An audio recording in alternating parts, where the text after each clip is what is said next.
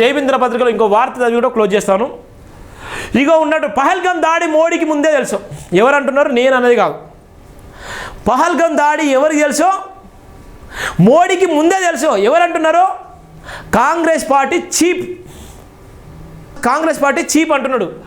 కాంగ్రెస్ అధ్యక్షుడు ఖార్గే సంచలన వ్యాఖ్యలు. ఖార్గే వ్యాఖ్యలపై మండిపడ్డ బీజేపీ నేతలు ఇక మండుకోండి, మరి గట్టిగా మండుకొని మంట పెట్టుకొని ధర్నాలు రాష్ట్రాలకు వేసుకోండి ఇక. ఓకేనా? ఖార్గే గారు అన్నారు కదా, పహల్గాం ఉగ్రదాడి ఘటనపై కాంగ్రెస్ అధ్యక్షుడు మల్లికార్జున ఖార్గే సంచలన వ్యాఖ్యలు చేశారు. పహల్గాం ఉగ్రదాడి ఘటనకు 3 రోజులకు ముందే ఇంటెలిజెన్స్ సమాచారం అందడంతో ప్రధానమంత్రి నరేంద్ర మోదీ జమ్మూ కాశ్మీర్ పర్యటనను రద్దు చేసుకున్నారు. జార్ఖండ్లోని రాంచీలో మంగళవారం జరిగిన కార్యక్రమంలో ఆయన ఈ ఆరోపణలు చేశారు. ఇంటెలిజెన్స్ వైఫల్యం ఉంది, ప్రభుత్వం కూడా దీనిని అంగీకరించి ఇంటెలిజెన్స్ పటిష్టం చేసుకుంటామని వాళ్ళే చెప్పారు. అయితే దాడికి 3 రోజుల ముందే ప్రధానికి నిఘా సమాచారం అందినట్టు నాకు తెలిసింది. దాంతో ఆయన జమ్మూ కాశ్మీర్ పర్యటన రద్దు చేసుకున్నారు. ఈ విషయాన్ని వార్తాపత్రికలు కూడా చూశాను. దీనిపై ప్రధాని సమాధానం చెప్పాలని అన్నారు. ఏదేమైనా పహల్గాం దాడికి వ్యతిరేకంగా పాకిస్తాన్పై ఎటువంటి చర్య తీసుకున్నా ప్రభుత్వానికి కాంగ్రెస్ మద్దతుగా తెలుస్తుందని అన్నారు. రాంచీ వేదికగా నిర్వహించిన కార్యక్రమంలో ఈ మాటలు మాట్లాడారు. పహల్గాం ఉగ్రదాడికి సంబంధించిన కేంద్ర ప్రభుత్వంపై కాంగ్రెస్ అధ్యక్షుడు మల్లికార్జున ఖార్గే చేసిన విమర్శలపై భాజపా తీవ్రంగా స్పందించింది.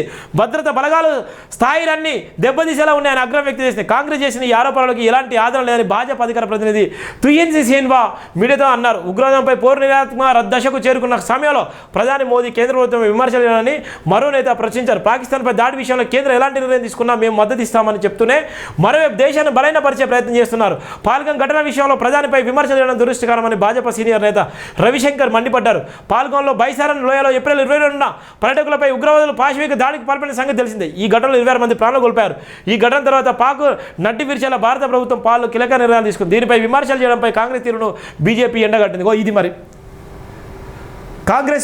కాంగ్రెస్ చీపు ఏమన్నాడు చూసిరు కదా. దీనికి అంతటికీ కారణము పహల్గాం దాడుల వెనుక మోడీ హస్తం ఉంది. మోడీకి మొత్తం తెలుసు. అందుకోసమే 26 మంది ప్రాణాలు కోల్పోయారు. ఇప్పుడు కపట ప్రేమ చూపెడుతున్నారంటే బీజేపీ వాళ్ళు మండిపడ్డారు.